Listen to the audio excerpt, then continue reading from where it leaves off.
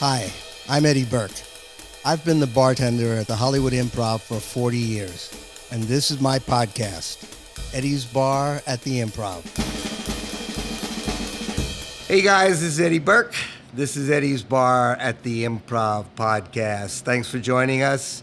My producer Mike Carano's here, and my guest is Mr. Sean Patton. Eddie, thank you for buddy. having me. Oh man, thank you for being here. So I really many nights appreciate I've it. sat here or here, in one of these three, on this strip. I've sat here right there. many a night.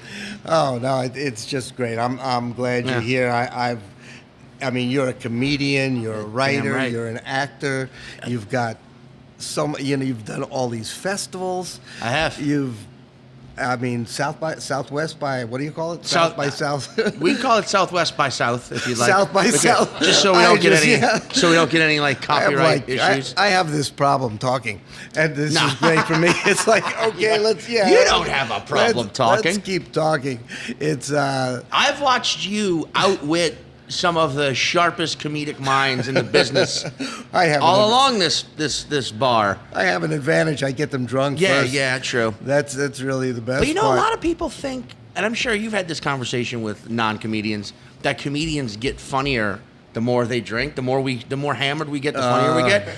For a small percentage, maybe, but for the most part, I think a lot of us just get louder and less concerned with our careers because we just start saying outlandish shit.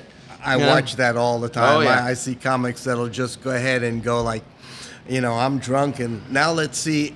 Everybody I talk to, I'm going to tell a joke to, and I'm going to tell it to them as loud as I can, so that I will be over everybody else. Have you ever had to like pull a comedian aside and be like, stop telling the ostrich joke or whatever it is? It's like, stop. I've watched you do it 3 times. No one gets it. Oh, it's like one time I did that with someone, and it was like, it was a guy that was just so, I don't even want to mention his name, but it was like, you really need to stop. It's like nobody is laughing. And in fact, if you notice, they're turning their backs to you. They're not even listening to the joke. They've heard it 5 times in the last 5 minutes. Yeah. So it just goes like that. You have your own podcast, don't you? I do. It's called 5 Words. It's on the All Things Comedy Network. It's new. We're new, but we're loving it. I mean, podcasting is way more complex than people think it is. I feel like for years it was just like, just record a bunch of people talking about comedy. Who fucking cares? Yeah. But now there's so many podcasts that, like, to be even noticed, you've got to be good. Right. And you've got to have better conversations, and you've got to, film, and you've got to get better quality. Like, these mics look at these. These are beautiful. Look at the producer. Look at Mike over there in the booth.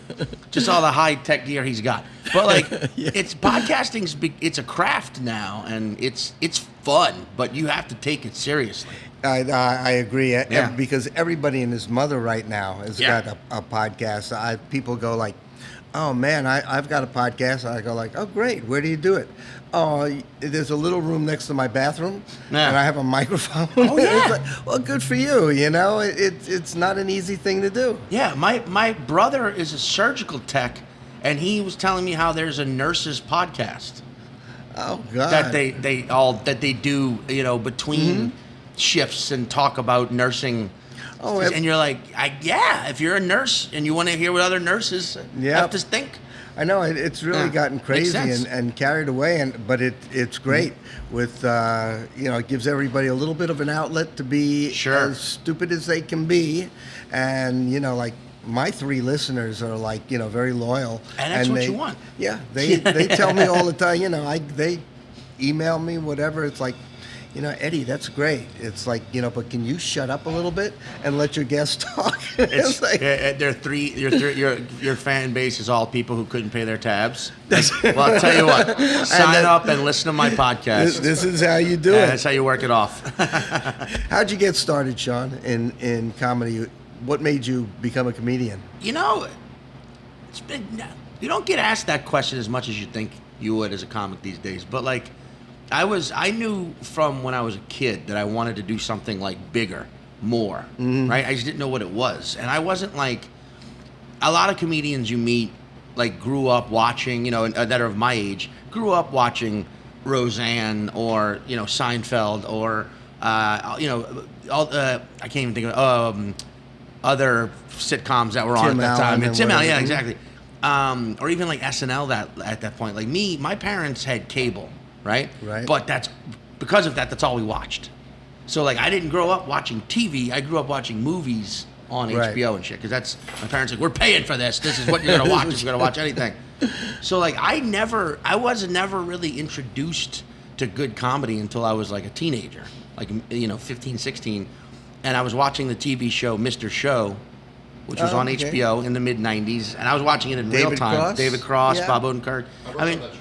You did? Mm-hmm. I mean, exactly like that. And when you look at like the What'd you do? Yeah, recorded the podcast before podcasts existed. We don't want to get into it. Okay.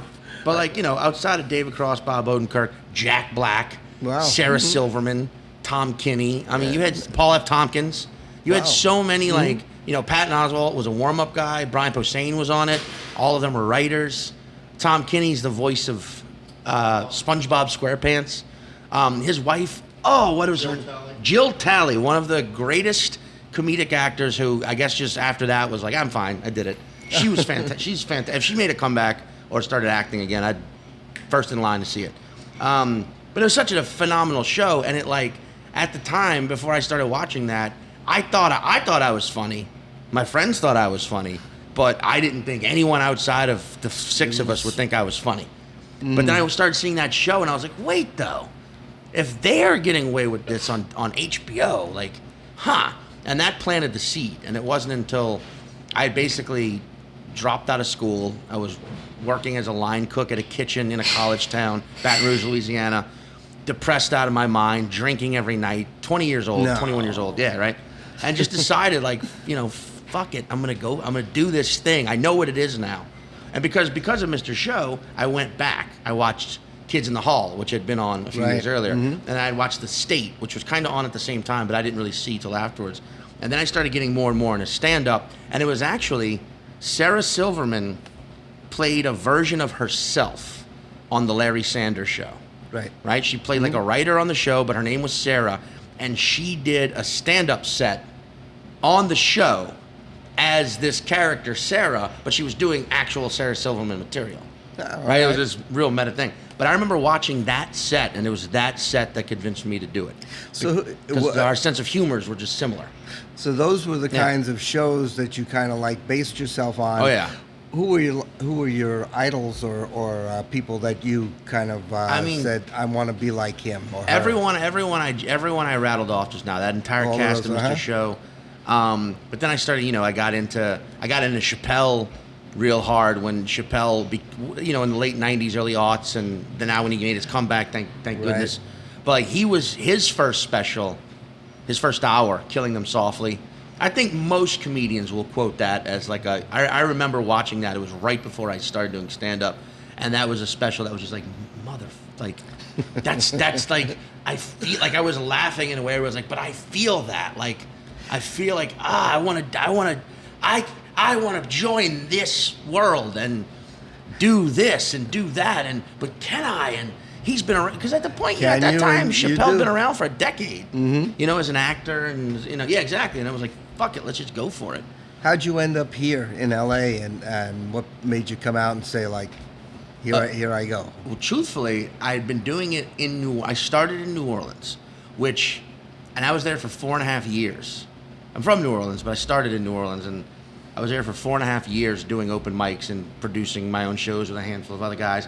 In New Orleans back then, if you were good at stand-up or you cared, you got up at best 7 times a month. Wow. Right? Yeah, like there was 2 or 3 open mics and a handful of monthly shows that sometimes skipped a month because no one was there. When was what year around? This was like 01 to 05. Okay. And then in like January of 2005, I made the decision, like, I'm going to leave in 1 year. I give myself a year to save money and figure out where I'm going, but I'm leaving in 1 year. And 8 months into that year, Katrina hit, right? Oh. Which is just like anyone who was there for that or remembers it, it was just such a your whole anything you thought life was or was going to be was completely Wiped turned out. upside down, backwards, just like a different realm. It was like you were suddenly speaking a different language. It was like, you know, you didn't. All that mattered was like that was the closest I've ever felt to the concept of living one day at a time. Wow, You understand what I mean? Where you're just like, okay, we got through today. Now what's tomorrow going to be like? Okay, did it today. You weren't thinking about the future. You were trying not to think about the past. You were just focusing on like. Did you lose a house, a home, or cars or anything? My apartment in New Orleans at the time was on the second floor of a building, so it didn't get flooded, but it got mildewed, and that was that like toxic, Right. will set your lungs on fire mildew. So like I went in. I didn't have much stuff. Nothing I lost was important to me. Gotcha. That was what that whole experience made me realize too. It's like none of this matters if you're not happy. Yeah. None of this shit, these things matter if you're not enjoying life.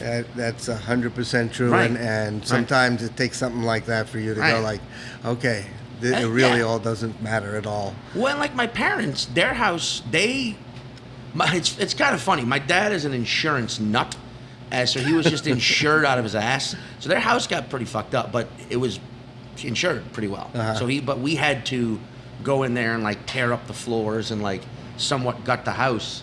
And in doing that, you know, I had relatives who like lost houses, but you know, were able to rebuild. And like for the most part, everyone I cared about lost something, but was able to gain, you know, a perspective and rebuild. Right. So And then that convinced me to be like, just all right, everyone's okay. Get the fuck out of here. I can, you know, most of us, you know, we say like, you know, I know what you went through. Well, no, we don't. We don't have a clue.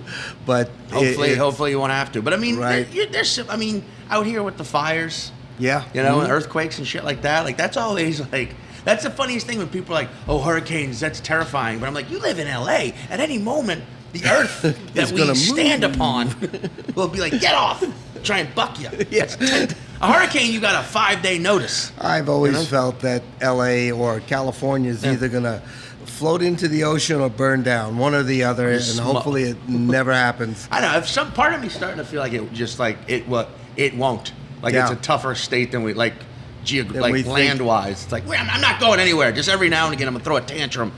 You know. When did you get to the perform at the Improv for the first time? Man, I tell you what.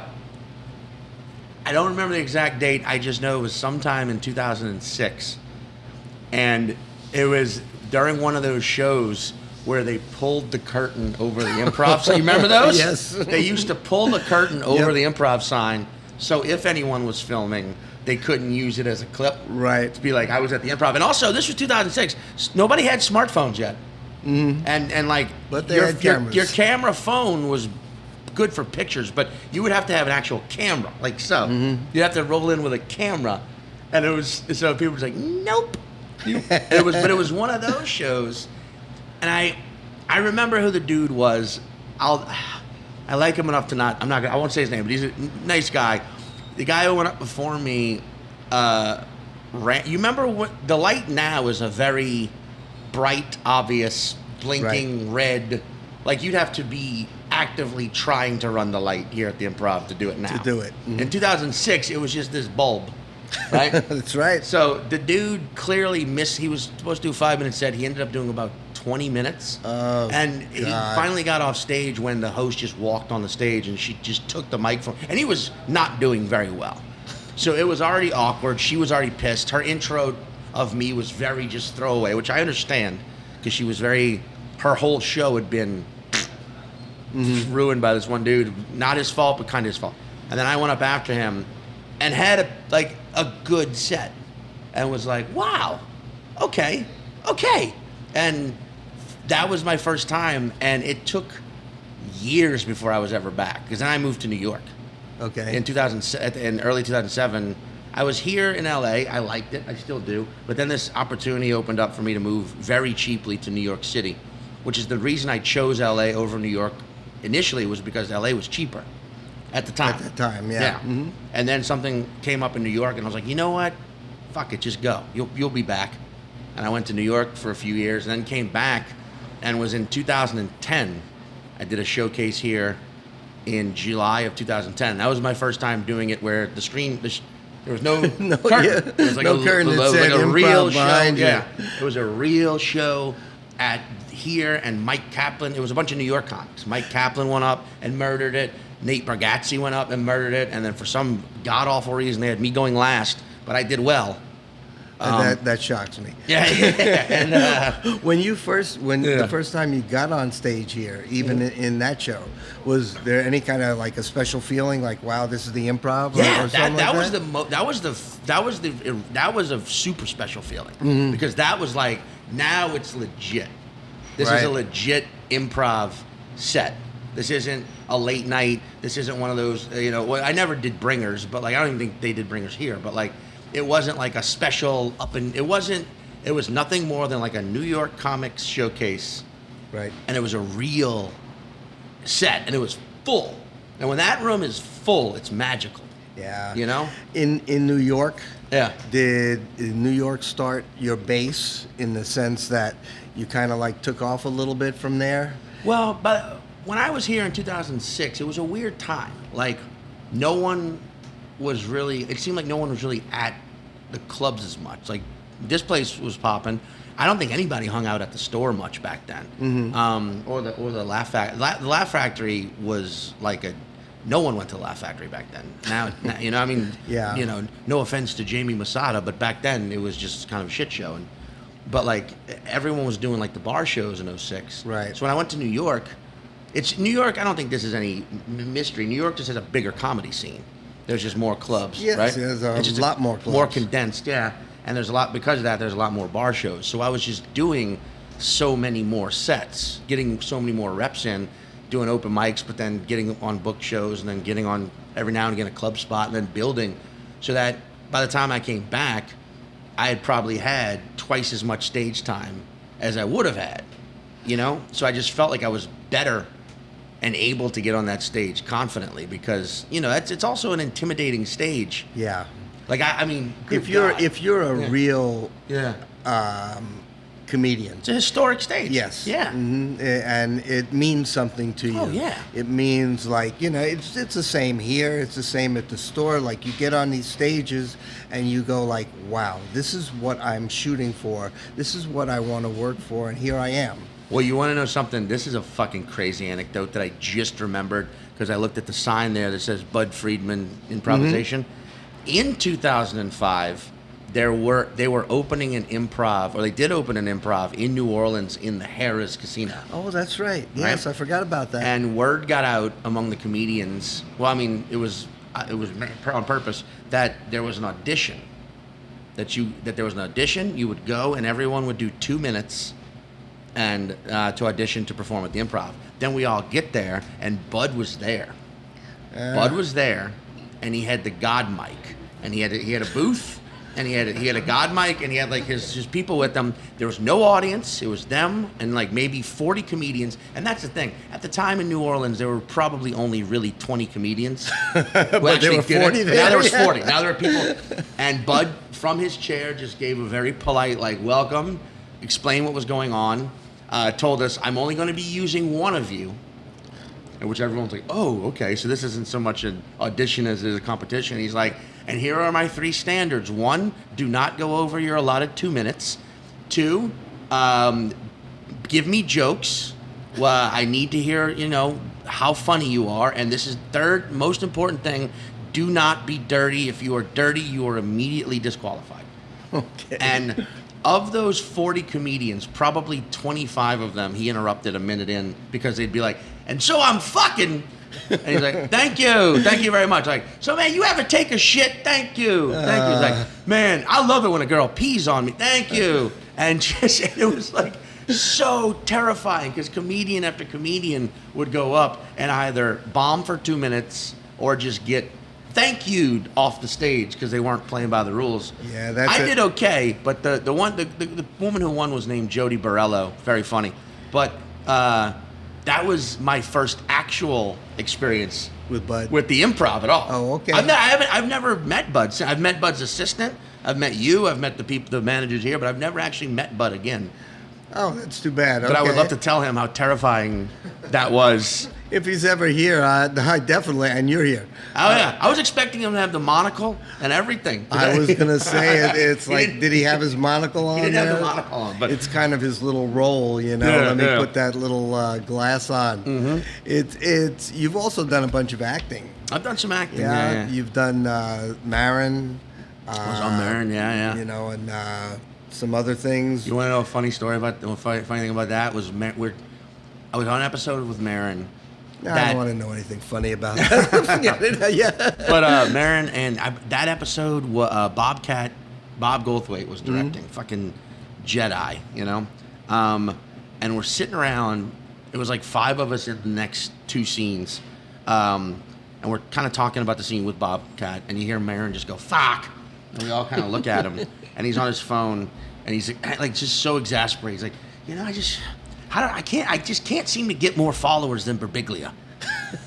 On trying to, and Bobcat's like, are you on fucking Twitter right now?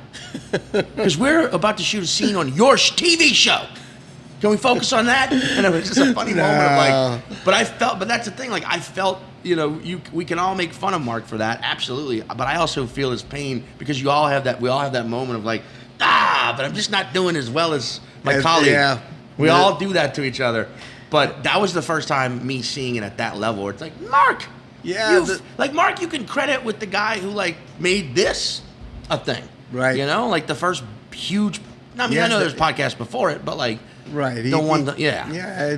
Between him and Rogan and those guys, they've like, really and blown Jimmy up Pardo. podcasts. Yeah. Oh yeah, definitely. Those guys have just blown it up, and Dana Gould. It's like a whole other world. Yeah, like that. You know, acting's fun. I like it. I love doing it in the right circumstances. It's interesting though because podcasting, stand up, it's also in the moment, and you know, it's all like it matters now. And acting can be so much like, hurry up and wait, sit still, waiting, shooting, reshooting. I've worked with directors who like want to let you improvise. I've worked with directors who are like, absolutely not, no, script is Bible. I work with directors who, you know, 5 or 6 takes in, they're like, that's what we need. I've worked with directors who it's like, we're doing this again? We're doing this again. We got it. But we got to do it again, I guess. The interesting thing, and I've told this story before, is that back in the day when Roseanne and Brett Butler and all those people were like getting their sitcoms, right? Their whole trip was they wanted to perform so they could be seen to get a show. Now people are doing TV so that they can do stand-up and go on a road and fill arenas or whatever. It's a total reversal of form. It's crazy too because that has always been my my plan or my approach or my whatever. Like I've always thought like, I want a TV show. Yes, I would love to act in more movies. Yes. But it's all to feed the people exposure that they buy the tickets. And because this is the one thing that no one can take away from us or even really, no one can take away from us or no one can dictate how we do it. Right. You know what I'm saying? Like it's the one thing where it's like, this is us and this is the one thing all of us will be able to do forever. And is it because like when you get up in front of an audience, it's like, it's a feeling of like, wow, okay, I'm in control. This is me. This is what I'm entertaining. I'm doing what I want to do in front of the people that I want to do it in front of, right? And just have fun with it. Yeah, it's weird because I years ago I worked on a sitcom and with an audience and all that and after the show, they line the cast up and everybody, thanks everybody. And it was like very invigorating to be in front of a live audience as opposed to a single camera. Yeah. And that's what you guys stand-up comedians do. And I don't know, is it intimidating or was it when you started? It still is. With It'll always be. That's what's sort of the beauty of it is it's like, every single emotion I felt that first time I went on stage, I still feel to this day, 19 years almost later. But that's 18 good. years later, yeah. That's I a good still thing. feel every one. You just know why you feel them now, and you start to rely on a few of them, to be honest. Like that, like nervous jitteriness. I need that in my life.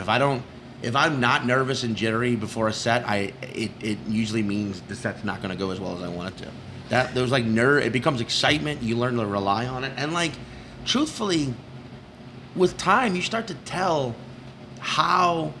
Like, I'm a firm believer in quality of laughter over quantity of laughter. Mm-hmm. That makes sense. Like, I know a lot of comedians who will disagree with me on this, but like, I know a lot of comedians who focused on how often they get a laugh. I do not. I focus on how hard the laughs are. Gotcha. So in a 10-minute set, as opposed to making an audience go, ha ha ha, every minute, I would rather maybe only 2 or 3 times during the set make the audience go, ha ha ha. Like, that's what I want, that deep penetrating laugh. And sometimes that requires a little more effort, exposition, build, whatever you want to call it, to get. Do you mentally keep track of that, like where the punchline works the best? Or? Sure you do. But like, I also focus on like how you're delivering it, the timing in which you're delivering it, when you're delivering it, and also like, sometimes, and this sounds crazy because I know there's so much. It's like comedy's about laughing and killing, and I'm like, yes, it is all about those things. But however, it's more than that. Like, and this is something Bill Burr once.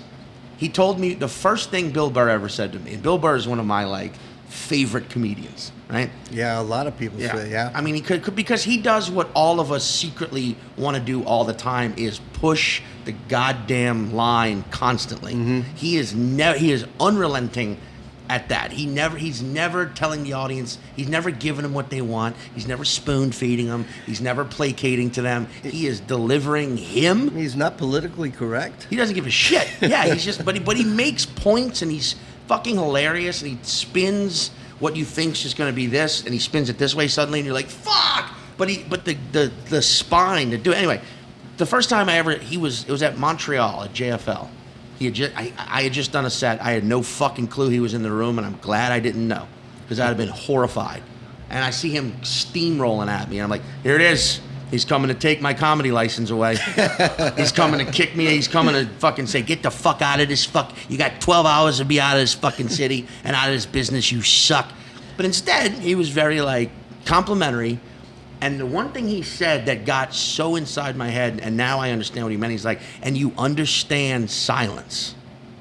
And then he kind of walked, he's like, shook my hand and walked away. I was like, what the fuck does that mean? But then, silence, it's those moments in a set where you've just told a joke, and it's murdered, they're dying laughing, and you let the laughter you let them get laugh, and then you wait for a minute to start setting up your next bit. Or you're setting up a bit and you take a pause just for emphasis. It's these moments where you create a second or two of total silence. And if you hear that total silence, that is when you know you have got them 100%. And you're in command. Yeah, you're in command. It's that I've noticed that a lot with a lot of comedians. They're afraid of that pause. They have to say something, whether it's motherfucker, blah blah blah, or they whatever. Keep it going. It's like, but no, if you take that one, it's like 3 seconds tops. But if you hear that utter silence, no one's whispering, no one's chatting in the back, every single person is locked in on what you are doing. You know that when you drop the punchline, you're gonna get that that like explosive, like almost like uncontrollable, like that's the laughter I like.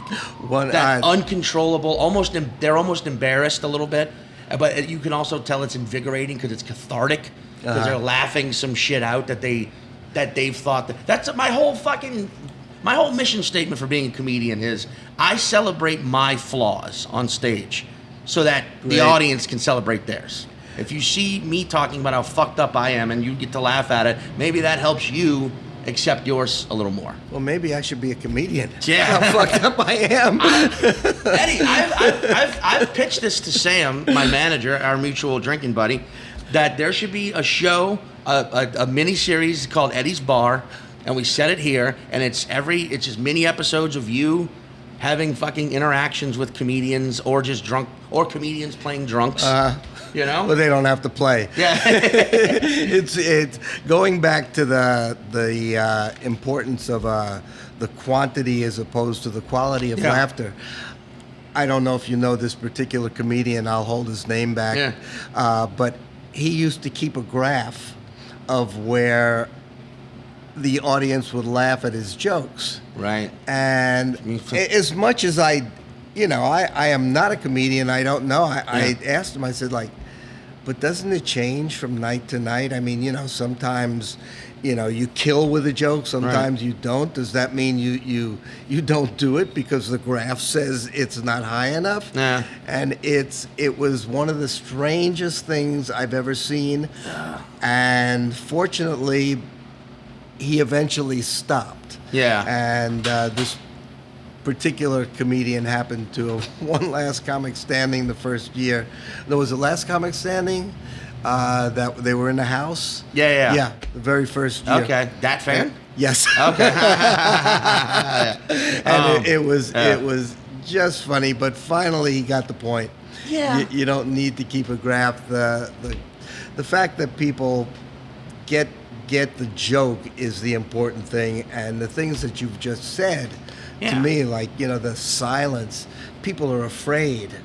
They don't have the confidence to go like you're doing. I'm in control. They're with me. Sure. And even if control's the wrong word, they're with me. They're in it. We're having a good time. They've bought in. They've drank your personal Kool-Aid. They're in. Mm-hmm. They're believers. Because I mean, look, I know a ton, as do you, a ton of great comedians who are one-liner comedians or who are short jokes, and that's great. Mm-hmm. And like, I also know a ton of comedians who are great big long storytellers as well. I don't think there's any wrong or right way to do it. I think if you want to get up there and your whole thing is you want to be like I'm trying to like a Wendy Liebman, or you want to be like Joe List or Normand, or a lot of these guys on the East Coast who crush it and they're bop bop bop bop bop. They're great comedians. Great. I just know, like, for me personally, it's just not how my mind works with humor. I take these long winding roads to get to somewhere where my whole thing is unpredictability and originality matter just as much as funny to me. That's the beauty of I think of any art, is that there is no set process. Right. Every comedian can be different. How many times do you see somebody go up and they start off on some weird thing and you go, like, this ain't gonna work, and then they kill. Right. And it's their own process. Yours is yours. Right. And there's no set thing, and that's the art world. Exactly. Like, because I look at a lot of these one-liner comedians, and I'm like, that is a fucking art. Mm-hmm. To get to that point where you are so you're a machine. You write in this, class. I mean, like Jeselnik was always one of my favorites. Right. And like he's if you break him down, he's a one-liner guy. Mm-hmm. And it's brilliant. He is a brilliant comedian in that bop bop bop bop. Like, he's got just such a rhythm and a pacing and a style to him, and I fucking admire that. I just know when I sit down and write, because I said originality and unpredictability matter as much as funny to me, because I believe that's a bad statement, because it's wrong. I think, let me rephrase that. I think originality and unpredictability are very important components of funny. Yeah, I was going to say, and yes. They're just so they're part of it. So, but I think a lot of people just go for the funny part of funny, like the very aha, that fit. I like to heighten these two. It's like if I was a MMA fighter, my style would be more about kicks than punches, maybe. I don't know. Or if I was a chef, I'd be about poaching things more than I'd be about frying. It's just stylistically, if I were a musician, I'm playing the fucking theremin. I don't know, but what you said is really kind of striking, in the sense that the unpredictability of anything, the improv of anything is kind of like, what's the word? Just makes it fun, in the sense that you break away from the norm, and you even on, how many times do you hear in a movie or whatever, somebody just improv something and it worked tremendously. Right. It's that's why the unpredictability I think is what it's all about. Sure. Of course, you have your set stuff and you know what to do and where to go, Right. but I would imagine that one moment sometimes, like some audience member says something and then you kind of like go off on your own. Right. It's got to be, I don't know, invigorating. It's like, okay, here's where I shine. I mean, like, that's why I do love a guy like Jeselnik, because he's a classic style comedian, but I still think he's very unpredictable. Mm-hmm. You know, and like Norman and List, those two guys I mentioned too. They're both classic style comedians, but they're both unpredictable as well because they'll take different approaches. And like then you like, because I think stylistically, the classic style of stand up is very right now what is hot to say or what's in. Like it's like it seems very like it's made a comeback. Like 15 years ago, everyone was trying to be. It felt like very weird or alternative on stage, and now you see a lot of like comedians who I knew originally as like very avant-garde now doing more just like straight stand-up sets. You see a lot more of that, and it's very interesting that people are like going for this style, which I get because when you break it down, it's almost like the stand-up's almost like being if you're a musician playing acoustically, like it's the core of everything. You know, like being able to get on stage without any bells and whistles and just you and a microphone and make someone laugh. So if you're going to classify yourself Yeah. in any kind of way, Right. How would you do that?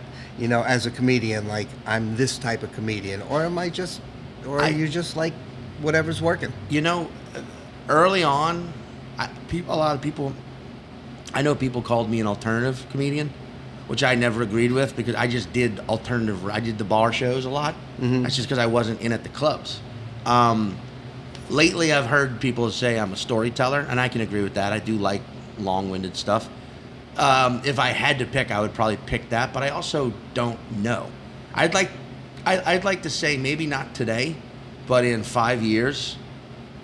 That's what I want most is for people to go, oh man, that's very Sean Patton.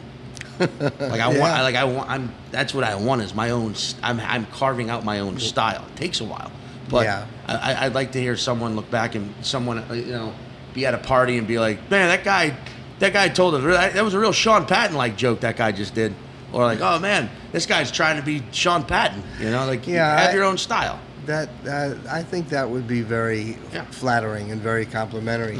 How long have you been doing stand-up now? 18 years. This past October, I just made it 18 years. Wow, so you're really just starting. It's like you haven't been around much at all. Yeah, right. Yeah. Kind of like me. It's like only my 40th year or whatever. We're just doing getting this. into it. We're just getting into it. Just learning. You have an album out too, I think. I do. Scuttlebutt. Scuttlebutt, named after that's the title, and it's also the title of a strip club in Slidell, Louisiana. And there's a bit on the album about the strip club, so I was like, I gotta name it Scuttlebutt. It's just too good of a name, and the place still exists. It's still open. It's still there, despite your album. It's still off the I-10 service road, Slidell, Louisiana. Did you ever play there? Oh God, no! I've only been there once, and that's what the story's about. But like, it's just such a Slidell's a suburb of New Orleans. It's roughly half an hour north across the lake. But like, if you're driving there and if you've driven through any major American city on any major American interstate, you've seen, there's the shopping centers and there's the McDonald's and there's the Taco Bell, KFC, Citgo gas combination, and there's the fireworks store that isn't open but 1 month a year. And you see all the standard things, and then all of a sudden there's this bright pink building with a big sign that says Scuttlebutt Gentlemen's Club. And it's just there. And so the first time I ever thought to go to a strip club was like there. The place I've seen most of my life. But yeah, haven't been there much, at all. But you're just inquisitive. And it's also just interesting because half an hour away from that place is the French Quarter, is Bourbon Street, which is famous for its dubious amounts of strip clubs. But there's still this one joint. It's I like to think of it like it's like an off-Broadway theater. You know, like it's Off the French Quarter. Yeah. You're gonna pay less to get in, but you're gonna be slightly confused by what you're seeing. All the festivals that you've done, you've done a lot of them. You've done Just for Laughs in Montreal, in Toronto, wherever there's a Just Chicago. for Laughs. I did the last ever Just for Laughs Chicago in 2013. Interesting. So, how did you first start at Just for Laughs? I got New Faces, 2008. Wow. Here in LA? No, I got it out of New York. Okay. And Dan did it that year. Had a good reaction, or from everyone else. And that's after that. After that festival, the next one I did was Bridgetown in Portland, the next year, and that was very flattering because the guy who ran it, Andy, he reached out to me on fucking Facebook. He was like, "Would you like to come out and do this festival?" I was like, "Yes, thank you." And then that's where I met a lot of West Coast comedians who I did not know per se when I lived out here in 2006. This was in 2009. I'm doing Bridgetown. I meet Moshe for the first time. I had known who Kyle Kinane was, but I met him for the first time in Bridgetown 2009, and that's where we became like friends. And a lot of people, I met a bunch of, and then that kind of like built the bridge between me and here, because I had met people when I was here in 2006 doing open mics and shit, but years had gone by, and so now, JFL is a crazy. I've done it 5 times now. It's a good festival. I like that humble brag. I've done it 5 times now. But people have done it way more than that. If they ask me again, I might do it. Yeah. I think Andy Kindler's done it 30 times now. Are you serious? Wow. Probably. Or close to that. Well, he goes every year. He goes like every year. You do the road a lot. You play a lot of clubs. You have a favorite place that you go to that you go I go every year or every 6 months, whatever? I would say I have 2. Because they're in the same region, but Acme Comedy Club in Minneapolis and Comedy on State in Madison, Wisconsin. Those are my outside, those are when I go on the road, those are my 2 favorite clubs. And it's because of the cities they're in. I think Minneapolis is a very, very underrated major American city. It flies under the radar. It's very progressive-minded, very diverse, very theatrically based, very drinky, fun town, but it's a fucking tundra 9 months of the year. And there's a lot of comics that come out of Minnesota. Oh, yeah.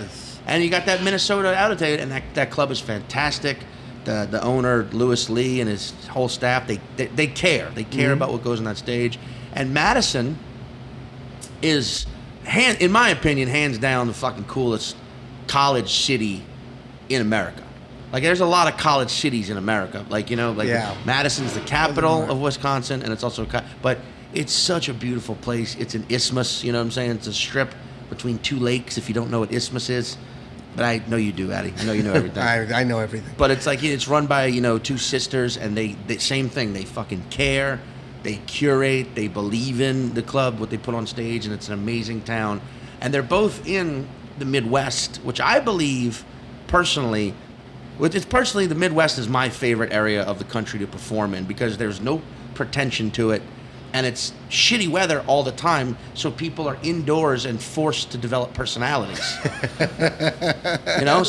it's like okay. Yeah, straight up, people who grew up in California. I'm sure there's some wonderful people who grew up in California. I don't meet that many of them. I haven't met any of them. I'm sorry. It's been a long time. Yeah, a lot of people I meet who grew up here they are very beautiful, very knowledgeable, very outdoorsy people, but they're just sort of like, they don't have a personality.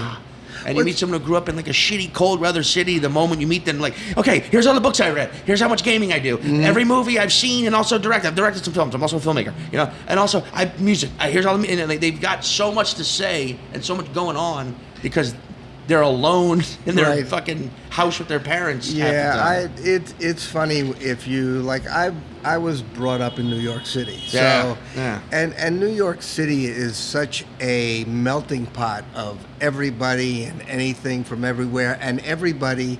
Most people are not in show business. Right. Everybody out here, one way or another, either is or Yeah. wants to be or was in show business. Your trash man probably has a script he'd like to show you. Oh, you sure. know, and Or tech now too. yeah, oh yes. Mm. The West Coast is all tech and Hollywood, and the East, like the whole East Coast, is just, it's like both coasts have a similarity in the sense that they both have like large, I want to say perspectives, or what would you say, like they have identities, both of them. Mm-hmm. But the West Coast identity is a very like sort of like whatever you feel like doing.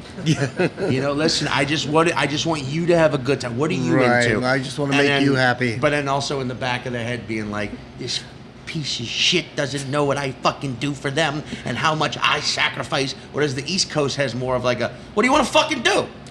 Tell me. That's exactly You don't right. you don't know? All right, well I'm fucking calling the shots. But in the back of the East Coast heads, it's like, yeah, I said everything I wanted to say. Oh, you've got it's that all right it's all down. like out on the fucking, it's all out in your face in the East Coast, and I get it. It does turn people off from time to time, but I do feel here on the West Coast there is a general sort of like, yeah, it's people are a lot friendlier, but I feel like sometimes there's some darkness going on. You're 100% right. I mean, the people, look, I know from my own being, you're more upfront. It's like, look, either do it or don't do it. It's I'm done. Out here, it's like, all right, if you want to do it, like you said, we'll do it. Otherwise, like, well, fuck you. I'm going here. Yeah. You know, that's it. It's crazy.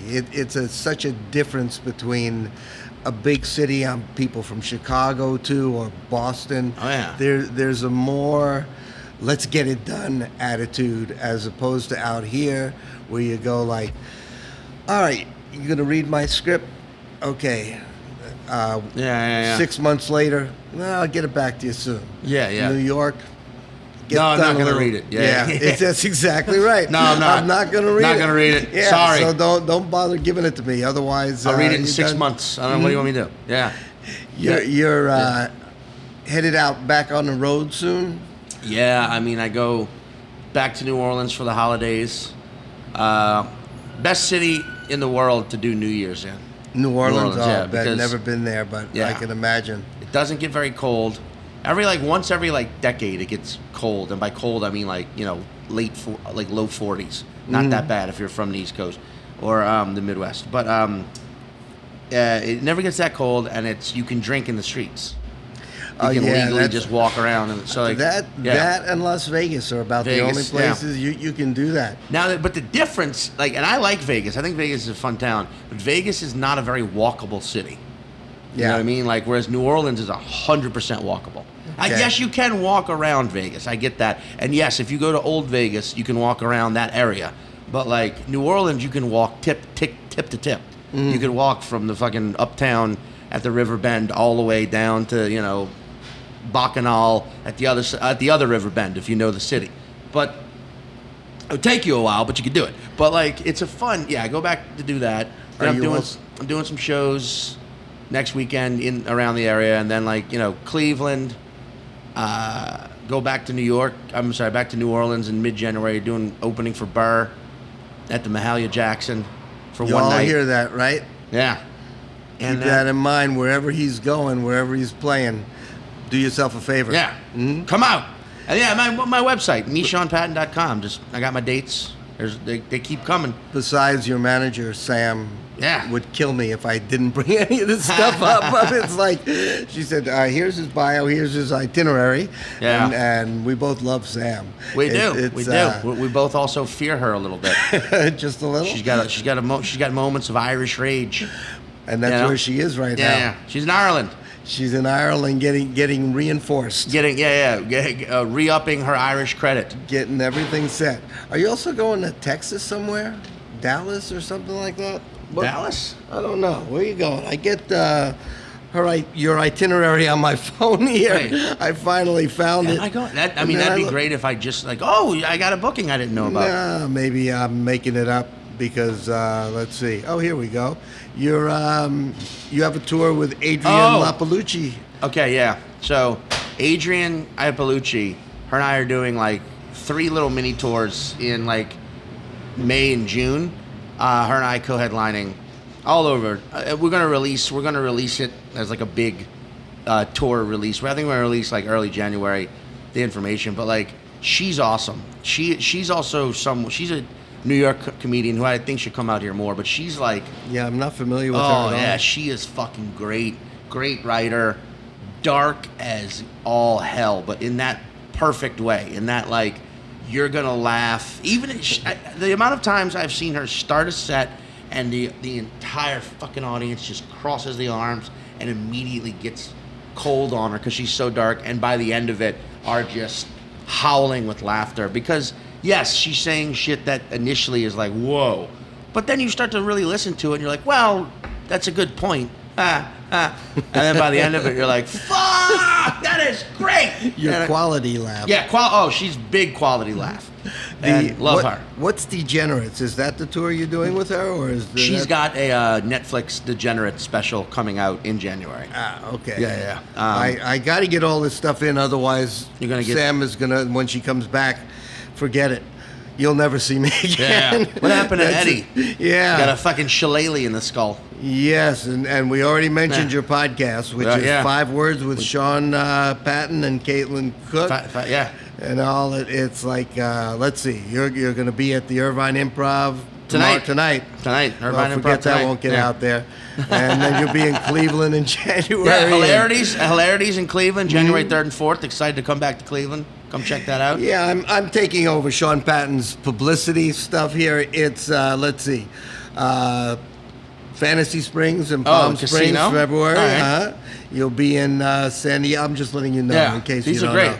San Diego in March at the American Comedy Company. That's a club I haven't done in a while, and I'm really looking forward to going back. San Diego, the American Comedy Company, March 12th through the 14th.